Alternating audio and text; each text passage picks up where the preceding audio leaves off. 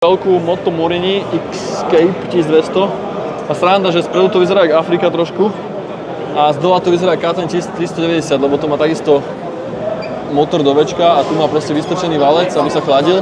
To sme teraz pred chvíľou natáčali 310, takže je to úplne rovnaké tento spodok. Ale podľa mňa toto má krajší predok, jak 310. Vyzerá toto dobre a v sedačku to vyzerá že to aj odveze dvoch na dlhšiu vyzerá to trasu. takom luxusne, no.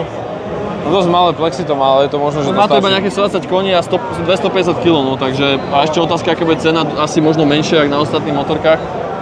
Ale tak s takýmito motorkami moc nechceš padať, no, lebo to rozbiješ tieto všetky svetla integrované tu. Ale viete ako, aj tak si každý kúpi GS-u. Áno, no.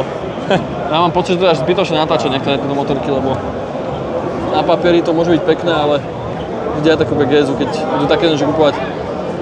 A má to Brembo, všetko, toto asi bude trochu drahšie, no, nebude to asi úplne na 20. To je Moto Morini X-Cape 700. Som pozeral, že to má výkon jak Tenera. Je to vlastne 700-kový dvojvalec, nejakej, neviem akej výroby. A cena zatiaľ tiež nie je stanovená, ale je to dosť podobné jak Tenera. No. Rátam, že to bude mať podobnú cenu. Má to, no, to má nejakú 19-ku, či 21-ku? To neviem. Asi 21 to bude určite, lebo to má byť akože taký typ. S tým, že to bude mať elektronický plyn a všetky tieto veci s tým spojené. Ale tak neviem, no.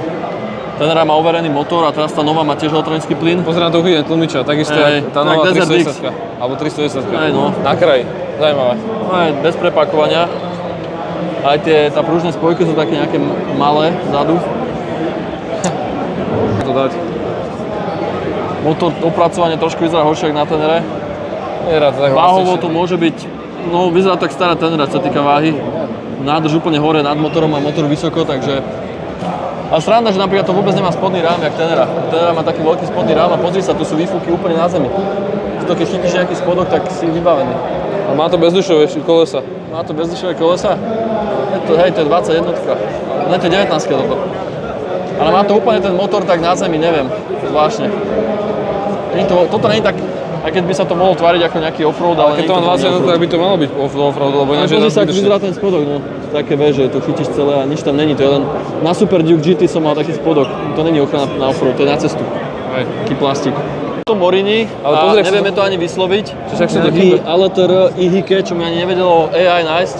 A vyzerá, že to má motor z CMOTA 450 MT, úplne ten istý. Čo to tento kábel je? Tým, že spodok je takto celkom ochránený, možno aj viac ako na CMOTe.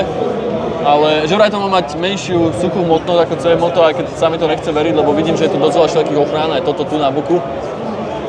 Ale ja viem, rozbehli sa tie kolesa bezdušové, jeden kotúč. No, bezdušové kolesa jak CMOTo. Určite mieria na terén, lebo má to aj hore vlátnik. Celkom je to vyochraničované. Je, aj motor je dosť ochránený, len neviem, jak je to vysoko od zeme, lebo nevidíme na to, keďže to není na zemi. No na skele tam vyrábaná taká jamka, aby to nebolo vidno. Ale má to nastaviteľné tlmiče, takže môže to byť dosť seriózny konkurent CMOTa. Neviem, či to náhodou nemá tie isté tlmiče od CMOTo, lebo sú čierne, podľa nás to Kajabia sú... Mne to príde ako CMOTo, len v iných farbách a toto je také divné, pozri, ak sa to hýbe.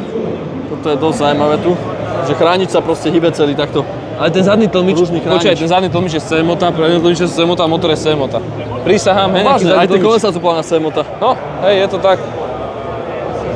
V podstate je menej kapotážované CMOTo.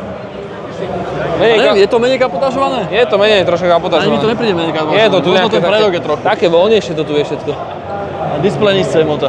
Ale je to, však pozri na tú spojku, na všetko, to je motor to je CMOTo motor, no. To je čisté CMOTo toto, halus. Ale toto dokašľali, tieto stupačky, to sú fakt nepoužité. CMOTo má lepšie. Ale zaujímavé, že to nemá moc katov, tu je jeden malý a to je všetko. A tu je určite nejaký ešte, ale... Však jak CMOTo, no. Ale zdvihy to má tuším jak CMOTo. Zobrali displej CMOTo a otočili ho vertikálne. Hej no.